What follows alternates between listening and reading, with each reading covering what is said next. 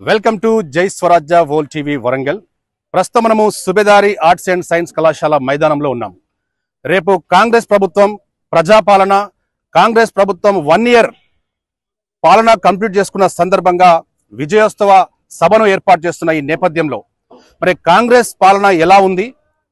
కేటీఆర్ మరియు బీఆర్ఎస్ చెప్తున్నట్టుగా కాంగ్రెస్ 1 year పాలన పూర్తి స్థాయి అసమర్థ పాలన అని చెప్పి అంటున్న ఈ సందర్భంగా మరి కామన్ మ్యాన్ కాంగ్రెస్ ప్రభుత్వ 1 year పాలన ఎలా ఉందో తెలుసుకునే ప్రయత్నంలో ఈరోజు జై స్వరాజ్య వోల్ టీవీ ఆర్ట్స్ అండ్ సైన్స్ కళాశాల మైదానంకు రావడం జరిగింది. సరే, ఇప్పుడు కాంగ్రెస్ ప్రభుత్వం అధికారంలోకి వస్తే 100 రోజుల్లోనే 6 గ్యారంటీలు పూర్తి స్థాయిలో అమలు చేస్తామని చెప్పిన కాంగ్రెస్ ప్రభుత్వం మరి ఇక్కడ ఇప్పటికీ 1 year దాటిపై విజయోత్సవ సభకు వెళ్తూ ఉన్నారు.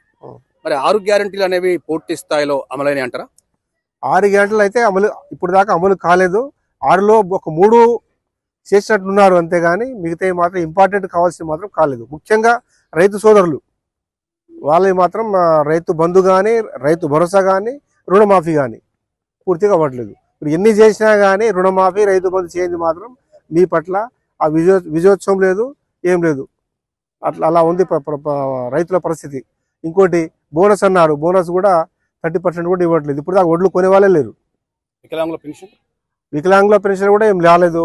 వృద్ధాప్య పెన్షన్ కూడా 4,000 చెప్పారు, 3,000 చెప్పారు, అది కూడా రాలేదు ఇప్పుడు దాకా. అది పరిస్థితి. మరి ఇప్పుడు 6 గ్యారంటీలు అనేవి పూర్తి స్థాయిలో అమలు చేయకుండా కానీ 1 year పాలన విజయవంతమైంది, ప్రజాపాలన అంటూ ఈరోజు విజయోత్సవ సభకు ముందుకు వెళ్తున్న తెలంగాణ రాష్ట్ర ప్రభుత్వం, దీనిపై మీరేమంటారు? ప్రజలంతా అయితే నిరుత్సాహంగానే ఉన్నారు. మంత్రులు ఏం మాట్లాడుతున్నారో ఆ సబ్జెక్ట్ మీద ఎవరికేం అర్థం కావట్లేదు. ఆ మంత్రులు అగ్రికల్చర్ మినిస్టర్ ఉన్నారు, దాని మీద క్లారిటీ ఇవ్వడు. ఇంకో మంత్రి ఉన్నాడు, దాని మీద క్లారిటీ ఇవ్వడు.